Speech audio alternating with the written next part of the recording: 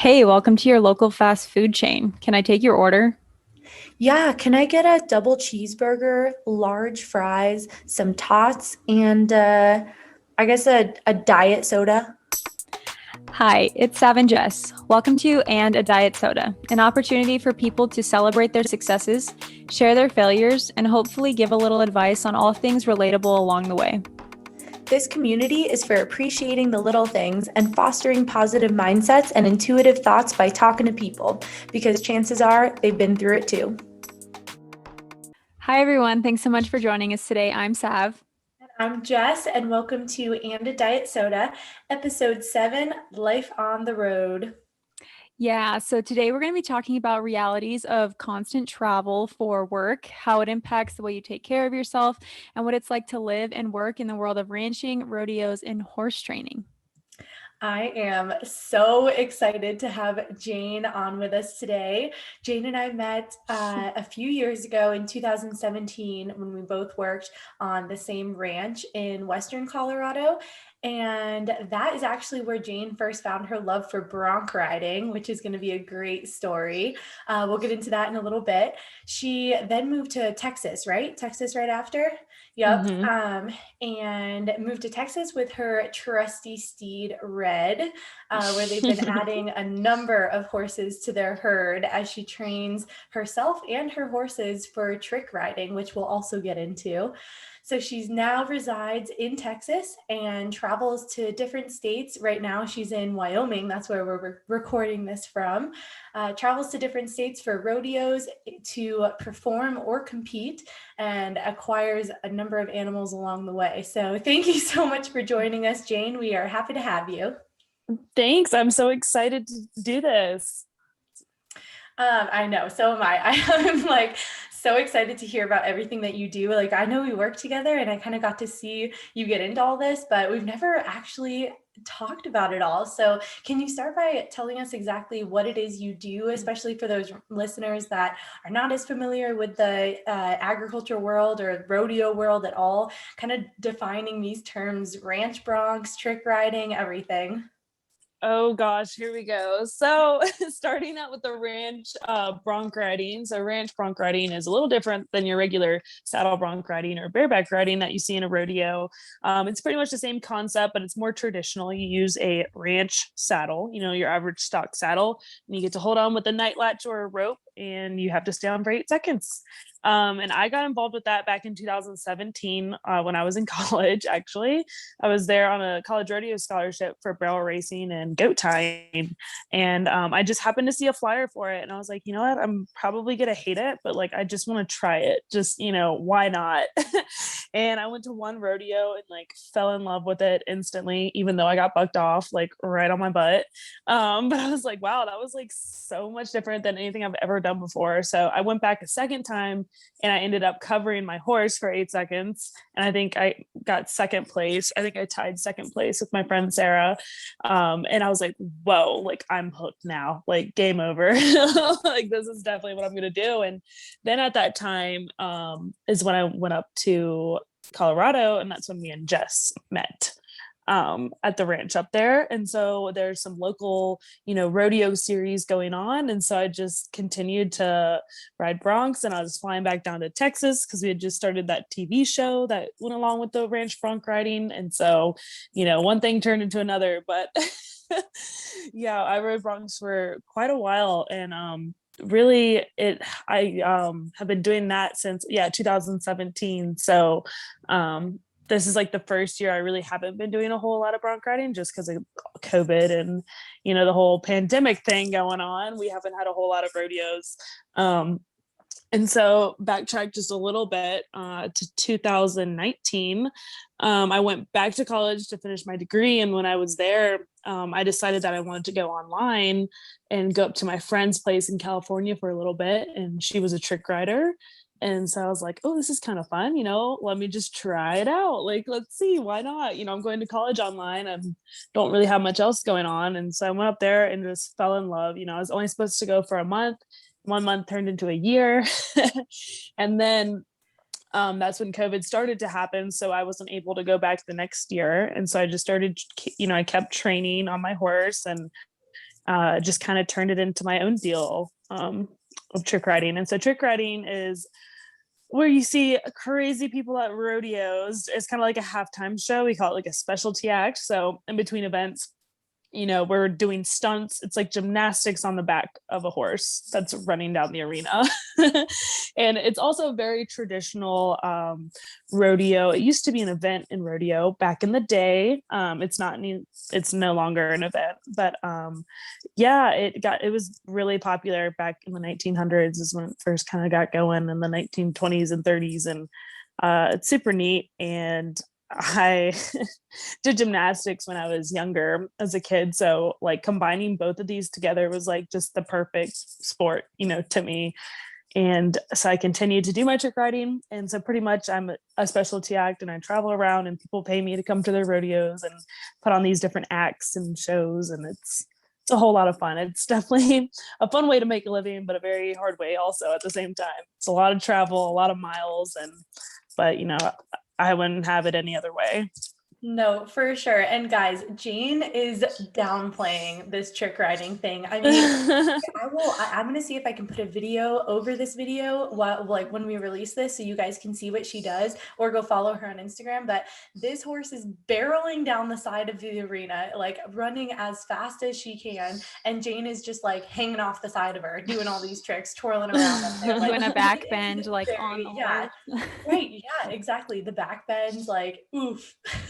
It's crazy. So I have a question. It might be like kind of stupid, but I don't know anything about this. So you guys are talking about broncs, right? So these are just like types of horses. Is that like the only type of horse that you ride in rodeos? Like how does that look?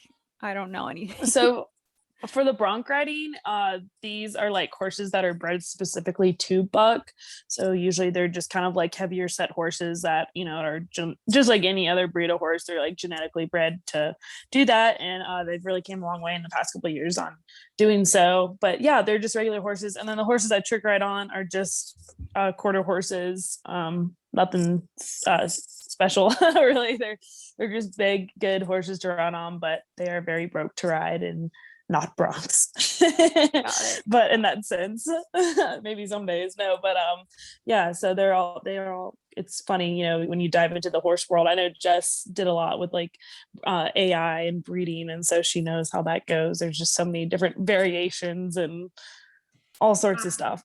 We actually had recently at work this season, we had a bronc mare, and so these horses that Jane is riding, and they're bucking around, and she's trying to, when she says cover, that means stay on for 8 seconds. So you want to stay on the bucking horse for 8 seconds, and the buzzer will go off, and then you can get off. And so these bucking horses are bred into it. It's just like a racehorse, how you would breed a racehorse to a racehorse. You're going to breed a bucking bronc to a bucking bronc and get a baby who's in its blood. It's going to be an amazing bucker.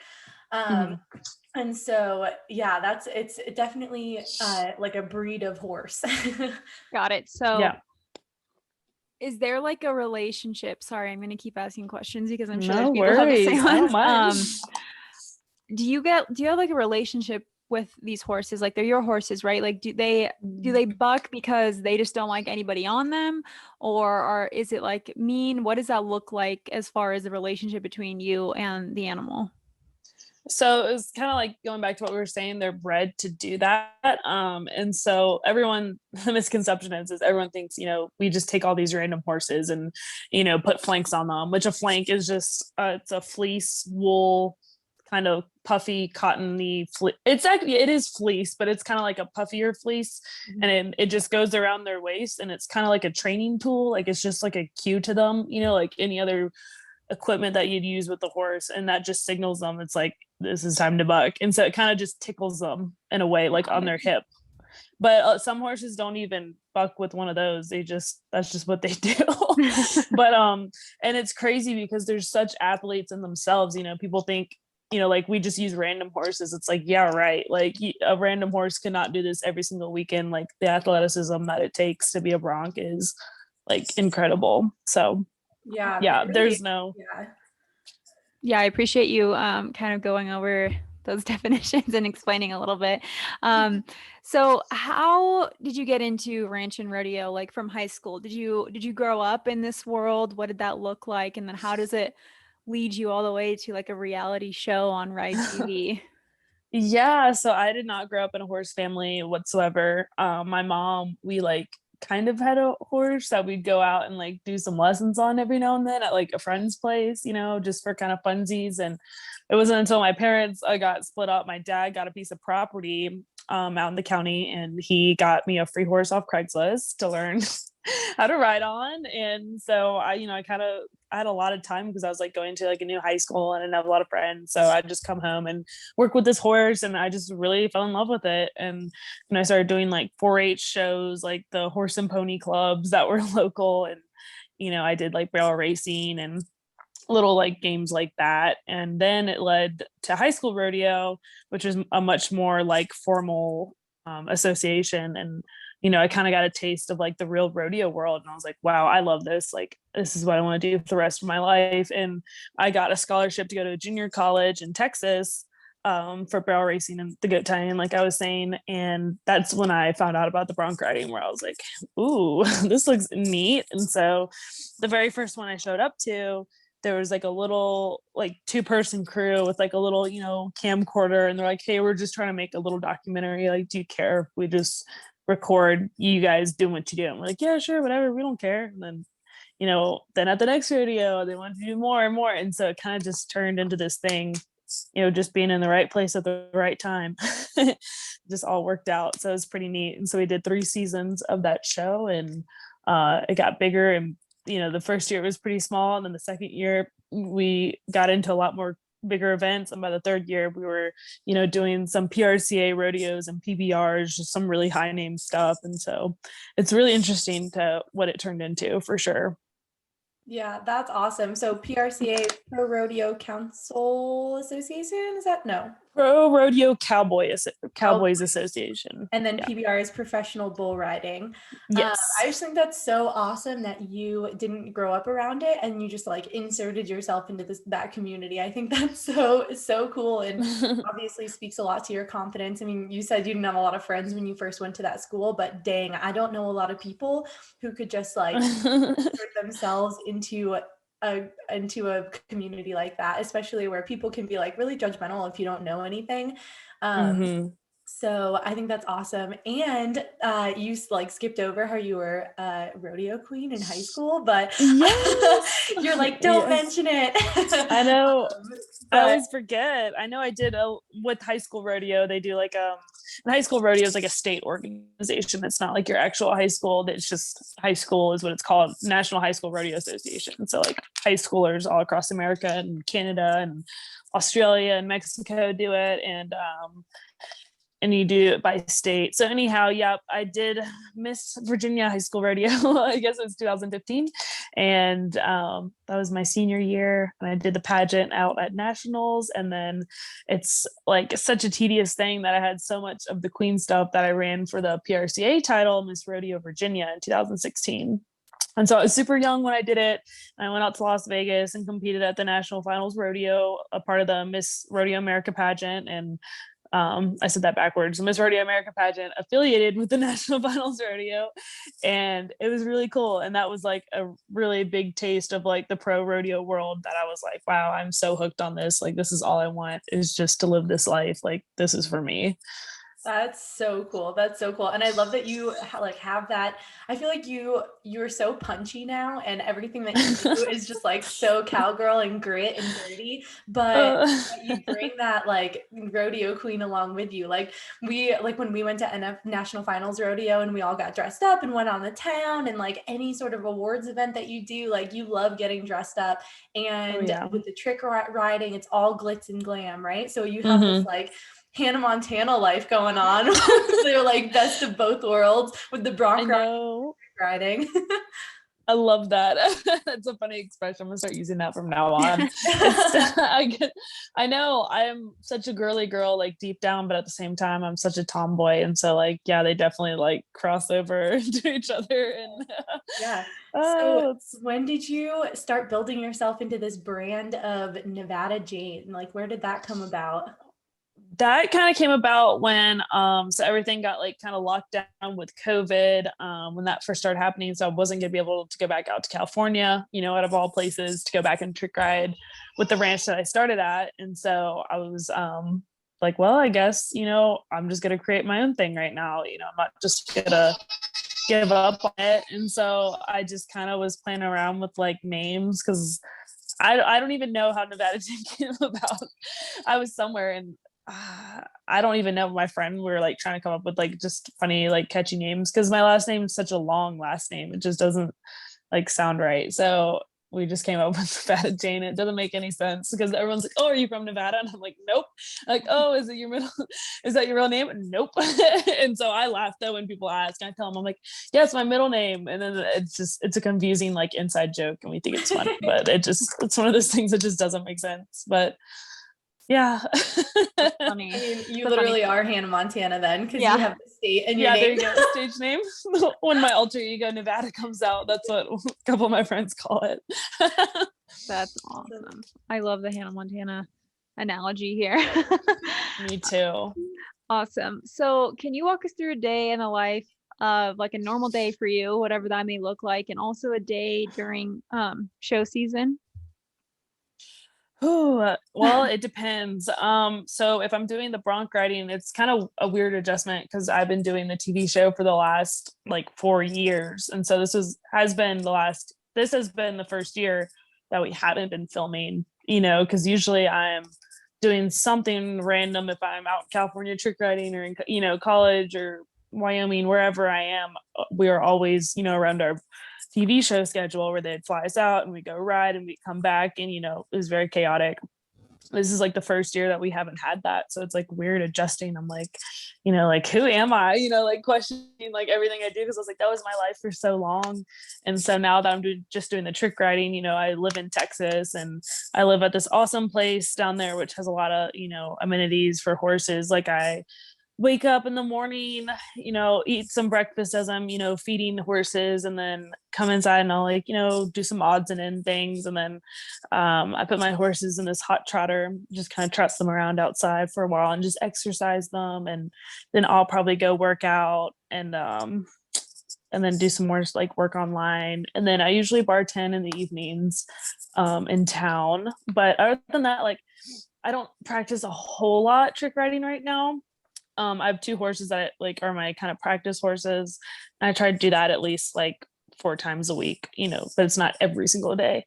But mostly just keeping them in shape is the most important part, like, and same with me.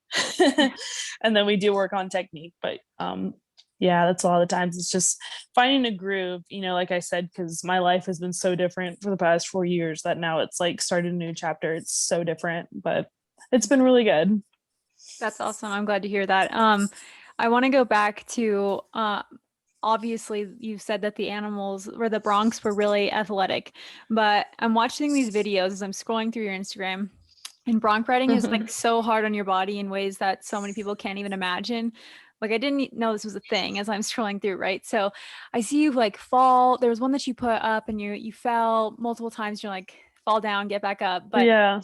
I just had a question because I don't know if Jess told you one of my degrees is in neuroscience, and so I just wanted to know if this had like affected your cognitive skills in any way. Like, have you been diagnosed with any concussions, or do you experience that brain fog, or what is that like to fall and have this horse like run over you and like you have to get back up and do it again?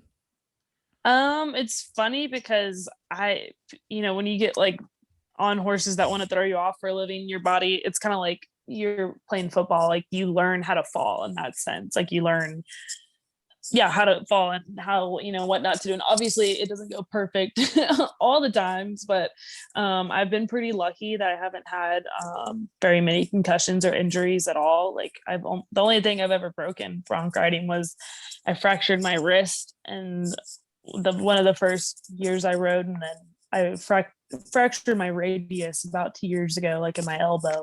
And so those were the only 2 bones I've ever broken, which is crazy for the hundreds of broncs that I've been on.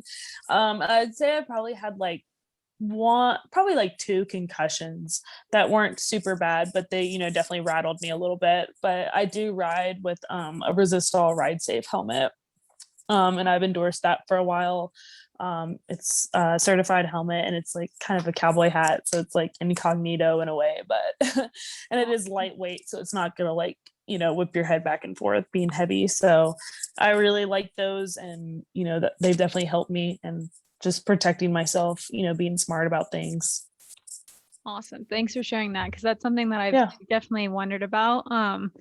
That's cool that the hat is a helmet. I'm like mind blown about that right now. Yeah, it's kind I'm of like, funny. yeah.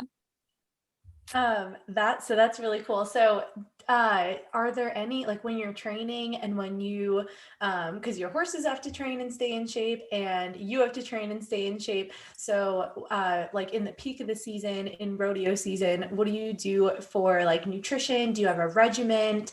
Is there anything in particular where you're like on game day, we'll call it, like ride day, rodeo day, is there anything specific that Oh, you put in your body?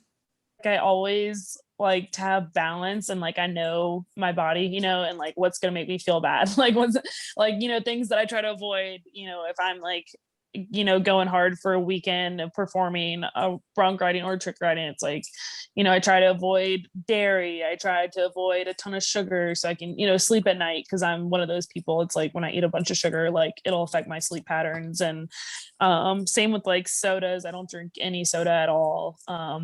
Just normal things like that. Do I still, eat dairy and do it? Yes, obviously. But when it comes to those high like performance times, I try to just eat like really good whole foods, and also just not try it. That's my biggest thing, is just not even trying to like think about it in a way. Cause like the stress of it, can get worse sometimes. And you're like, oh, I should be eating this, or oh, I should be eating that. And it's like, no, like as long as you have a healthy balance, eating my whole foods, I'm good. So I try not to think about it too much, but I just avoid the, obvious stuff that I know is going to affect me personally. Totally. Yeah. It's so personalized. So as far as like when you're traveling, I assume that you're not able to meal prep, but I think that when we were on our intro call, Jess said that you lived in a trailer. So I don't know. I'm just Mhm. assuming here. But how how does that balance look? Even though you know these things about yourself and what you should and shouldn't eat, how does that look as you're traveling? So when I travel, I have a horse trailer that has a living quarters, and so it has a freezer and a fridge, and it runs off propane. So it just stays on when I'm on the road. So if I go to like, fill up fuel or a truck stop, I can just go back there and like pull out, some food that I made the night before, like make a sandwich or, make a salad, whatever I'm feeling like. And so that is like super helpful, and I'm very, very grateful for that, because not everyone can, have a refrigerator in the back of their truck in that sense. But yeah, so I've been very blessed in that sense. But on the road, it's funny, like I love to drive, and like I just got back from California like yesterday from Wyoming, and that was like, a 16-hour drive with a horse trailer. And uh, when I'm on the road, I try not to drink a ton of water, because I don't want to have to pull over, constantly. So it's just like water. Maybe, I'll do like an energy drink, like one or two, not too many, because, they'll make you feel kind of icky. But I do meal prep a little bit. I'm not the best at it, but like if I do, I'll do like tuna, in one section with some seasoning, some, something just good protein, and then maybe some rice. And like, I eat really random foods too. Like most people are probably like, what? Like tuna and rice, and like, and then I'll eat, some like veggie straws, or, some rice cakes. Caramel rice cakes are my favorite, with like peanut butter on top, and just fun, like good filling foods like that, where it's like I just try to find a good balance. Like I'm not gonna like make myself crazy, like, oh my god, I have to eat this and that. It's like when I find myself in those patterns, it's always like the opposite effect. It's like as long as you have, your own balance, it'll be good. At I least think that's that's, my yeah. mentality. Yeah, that's great, because I mean that's what Sav's passion is too, is that intuitive eating, and that's exactly what you just described, was Hmm. whatever my body needs, then that's just what I'll give her. So I think that's awesome.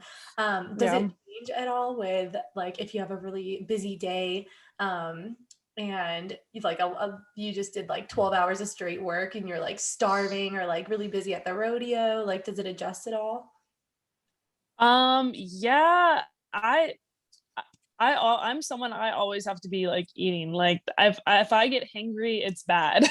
So I'm like always someone where I do come for like I'll pre-make like sandwiches if I have like a really like nutso day, as I call it, just crazy day. I'll just try to have some sandwiches ready that I can just like grab and eat.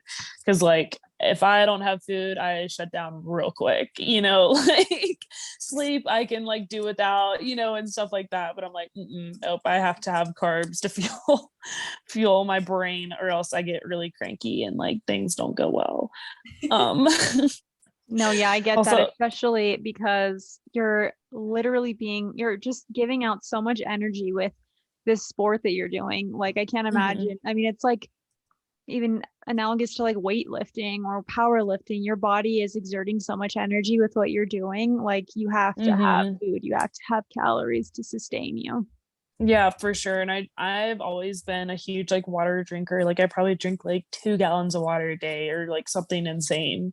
Like I just always have a water bottle in my hand. And so I feel like that always helps me too, just like feeling fuller and not feeling too full where it's gonna like weigh me down, for the rest of the day. Yeah, So you can tell that Sav and I are just like in awe with your daily routine, and you're just like, this is what it is. This is what I do. We're like, how do you even survive? And Jane's like, I make sandwiches. sandwiches, just a lot of sandwiches.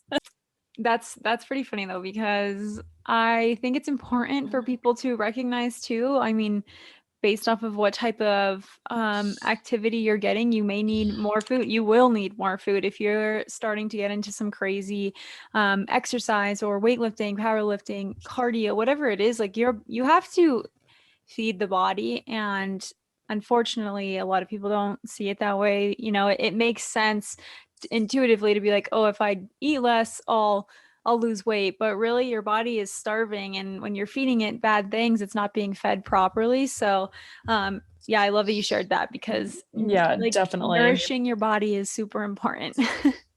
I know. And the biggest, like, things that I've realized, like I was saying earlier, it's like the more I try to like count the calories, or like try to, stick with some crazy, diet, like it works for some people, like Whole30, or I failed at that miserably. I was like, I can't do it, like my body, I feel like I go in the wrong direction if like I try too hard. So it's like as long as like deep down, like, hey, like you have your balance. It's like maybe I'll just have, one cookie or two cookies for dessert tonight because I'm got a big performance tomorrow morning instead of like 3 slices of cake, which I would totally do.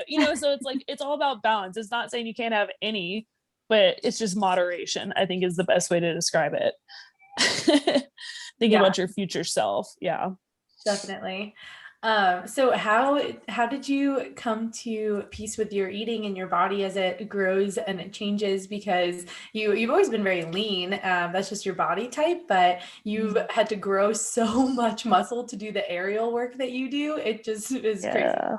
Yeah, definitely with the broncs and the trick riding. And even like you said, I do some like aerial stuff and it's like gaining a bunch of muscle. And I've been very blessed in that sense where that's just like I can gain muscle very easily compared to some. But it's just, I don't know. It's something I've always, had, and I mean, it doesn't bother me at all. I like gaining muscle, but sometimes I do get like real big broad shoulders, like the man shoulders. And it's like I don't love the way that I don't like myself in tank tops all the time when I'm like super, big linebacker shoulders looking going on, and so it's just little things like that sometimes, but nothing serious. But yeah, I guess we all have those little quirks, what kind of tops do we like? What do we not like? It's all about yeah, but that's mine. That's my weird quirk because I don't really like wearing tank tops, I guess. No, That'd be my thing.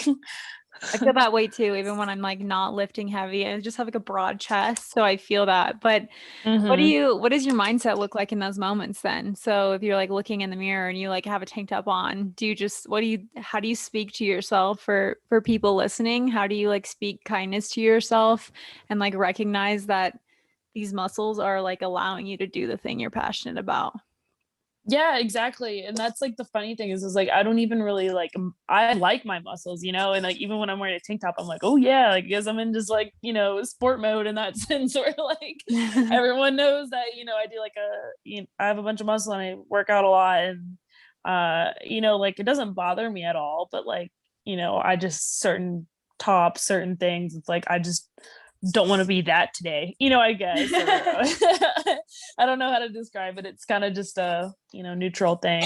Yeah. So actually bouncing off that, I have a quick question. What types of workouts do you have to do for all of this? What does that look like? Is it like heavy lifting? What does it look like? I kind of went back and forth with CrossFit. It was hard for me to find like a good CrossFit gym where like it wasn't too hard on my joints because I found like a couple of the places that I went to, like doing CrossFit, it just like was so hard on my body with everything else that I was doing, having to be so flexible and lifting these heavy weights. It was just not working for me. And so I found another great CrossFit gym here in Texas that I go to. And I'll go there like once or twice a week just to kind of like get that lifting in. But my favorite workout has been like the aerial stuff that I do because it like brings out a lot of like technique and, flexibility, and like it just is a great workout all around. So that's my newest obsession. It's really cool. Yeah, it's fun to like find these little unique workouts that are like, Mm-hmm. instead of just going outside and being like, I'm gonna go for a run, which I literally hate. Like my roommates Yeah. tell you if I'm ever like, I think I'll go for a run today. They're like, okay, yeah, sure. Like talk to us later. Yeah. And so I think that's really cool to find like such an engaging because it's a mind body thing too, because you can't just go through the motions with this. Like you're suspended Mm-hmm. how far up in the air?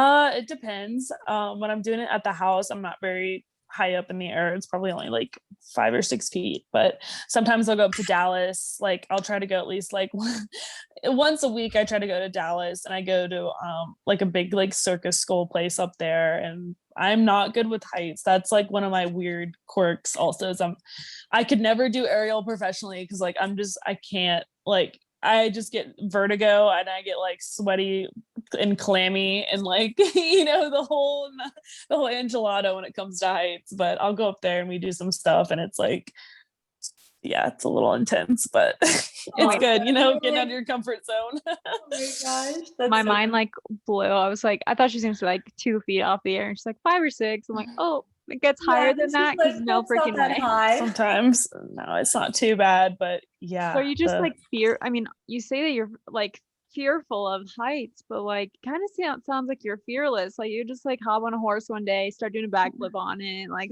or back bend on it, like get in the air on like a hula You could hoop looking probably do a thing. backflip on a horse. and it's funny because like a lot of like people always say about bronc riding, it's like 70% of it is mental, which is so true. It's like you mentally have to like fight yourself on that, and 30% is physical. Like that's the saying of it. But it's like trick riding too. Like you just have, because it's not natural to be on a horse. It's like bucking, like your brain's like abort mission, like time to go, jump off. And I fought that for a while, and same with the trick riding. It like just takes a while to train your brain to get used to those situations. And I keep telling myself it'll be like that with heights, but I don't know if I'll ever grow out of that one. But yeah, it's mentally, gotta train your brain. Totally. Yeah, there's always something to train the brain with. For me, nothing is as cool as or as like extensive as that. But I mean, even just doing like yoga for me was huge. I actually have a lot of concussions personally, but that was the way that your brain has to learn a new skill and just Mm-hmm. like how you have to dive into it. It's pretty crazy, but it's pretty Yeah. empowering too. Like when you can conquer something after working really hard for it, it's definitely empowering too. So Yeah, Yeah. for sure. So do you still do, I just remembered that you did a couple of these. Are you still stunt doubling?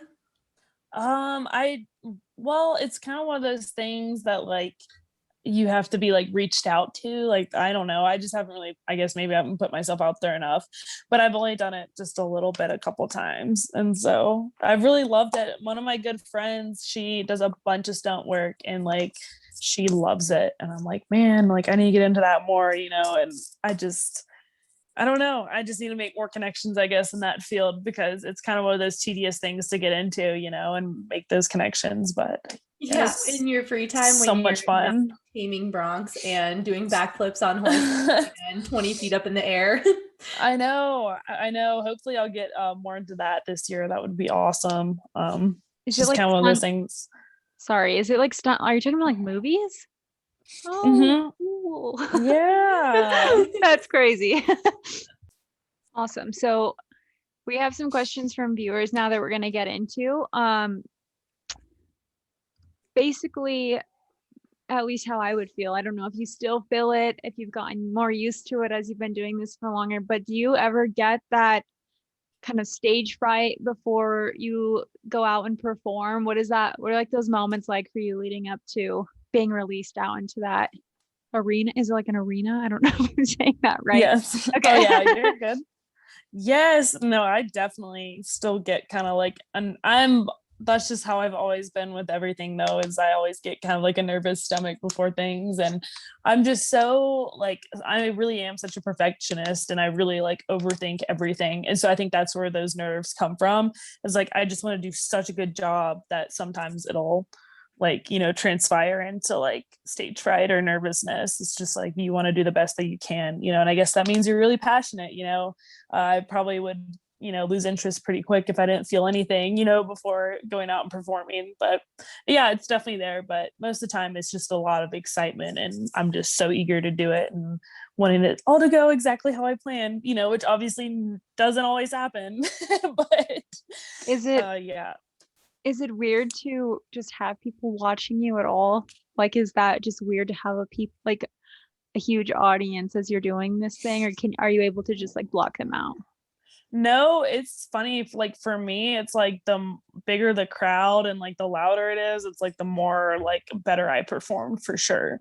Like I did this one event where it wasn't really like spectators, it was more like the parents of like the kids that were riding in the rodeo. These people have been to like a bazillion rodeos. It wasn't really like an average crowd, and they weren't like really into like my trick riding performance. And I remember just being like, ew. Like after every trick I was like, awkward, and I was like, this is like so not right. But like if you have a crowd that's like super rowdy and super loud, it just like fuels you, and just it's electric, and it's just a blast.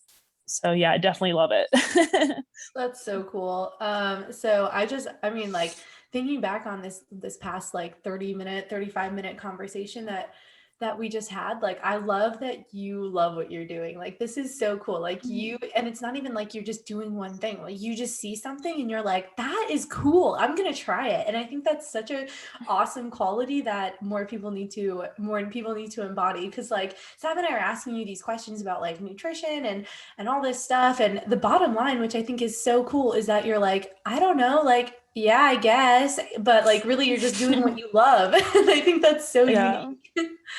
I know. And once I realized that, I like, and back when I was in college, and that was one of the main reasons I went to that bronc riding, is because I had a couple of friends who, passed away in college. And I was like, man, life is really short. Like, dang, I'm just gonna do what I want. Like, why would I, go get some job that I don't really want to pay money to, you know what I mean? Like that whole stigma. And it's just like, wow, like everything can just be gone in like an instant. So it's like, you might as well go out and try it. And, even like my best friend, Sarah, like, she's like, you get like so caught up in stuff. She's like, you'll just go try this. And then you lose interest in that and you try this. She's like, you have a hard time sticking with a lot of stuff. And I'm like, well, I'm trying to figure out what I like, what I don't like. I'm just like living my life. It's just, you gotta, make the most of it. It's so awesome to hear you say that, but it's also so hard for a lot of people to do that. And so I think Mm-hmm. hearing just recognizing life is short. And I think as sad as it is when we hear that and when we like slow down for a second and we come to this conclusion, like nothing really matters. And I'm not trying to Mm-hmm. say that to be depressing, but truly all that really matters Yeah. in your life is the people that you love and care about, and that you're doing something that makes you happy, even if it scares you. So definitely. No, that's so true. It's like, as long as you're doing what like feels right and what you like to do, like everything else, it falls into place. And it like sounds so cliche, but it's like, you just have to like trust the process and just keep going along with it. It's like you weren't, we're just on a big floating rock through space, flying through space. So that's why I tell everyone, I'm like, don't sweat the small stuff. Like just keep on going and everything will follow, as long as you're, doing it for the right reasons, right intentions, and it's what you truly love to do. Just like keep rocking it and let the chips fall where they fall. Yes. Yeah. Says the most laid back person I've like ever met in my life. It's like so easy. I think that's great. And even if it just starts with something little, like I know it's always feasible to make this giant life change. If you're in marketing and your passion is event planning, it's not like you're just gonna change like overnight, but just starting small and Yep. Which actually leads us great into our weekly challenge announcement. So we really just want to encourage you guys to do something that scares you this week, do something new, whatever that looks like for you. Could be physical, emotional, just something to take you out of your comfort zone and closer to your passions. Absolutely. Awesome. So that's pretty much it for the questions that we have for you. We have a this or that speed round now. It's just a quick little game. We'll give you some, Jess and I will like go back and forth. We'll give you some options and then you can just quickly, whatever comes to your mind first, let us know. If you have like a little story too, that's totally okay as well. So just Awesome. gonna start that. Morning or afternoon/evening workouts? Evening workouts. Nice. Coffee, energy drinks, tea. Depends on the time of day, but energy drinks. Yeah. I was like, she answered something. Only the good ones though. Like I love like the no sugar, like I don't like the sugary energy drinks. There's a fine line between those. But anyways. Bronc riding or trick riding? Oh man, it really depends on the scenario. I guess trick riding, because I'm doing that the most right now. So we'll go with that. Awesome. Beach vacation or adventure trip? Oh, that's a hard one. I am a sucker for the beach, but like my heart is in the mountains for sure. So I would say adventure trip. Nice. Cowboy hat or ball cap? Oh, these are so hard. Ball cap. I know, as she's wearing a ball cap, right? I know. Savory or sweet food? Sweets. Going out or delivery? Going out. Sugar or salt on your margaritas? Oh, I always do salt. Procrastinate or get things done? Depends on the day, but probably I'm just gonna say procrastinate. That's how I get things done, is I procrastinate so long to where I just flip a switch and then I get everything done at once. Totally. Okay, last one we have for you is country music or pop music?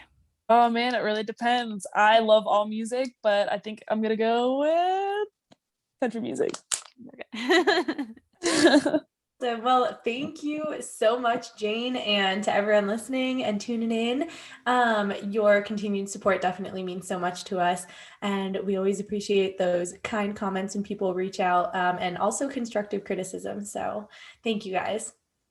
Yeah, you can find Jane on Instagram at Jane_Revercomb. Did I say that right? Revercomb. Yep, you did. Okay, REVERCOMB. We're also going to tag her in the comments and captions. That way you can engage with her, keep up with her antics, catch her on her crazy little videos that she posts of all these tricks and everything. And you can also see her on Ride TV's Cowgirls. To become a part of our family and community, go ahead and join us on Instagram or Facebook at Anna Diet Soda. We'll be posting or continue to post our weekly challenges, and we love hearing from you guys. Things are really starting to ramp up, so we're super stoked, but we will see you next week.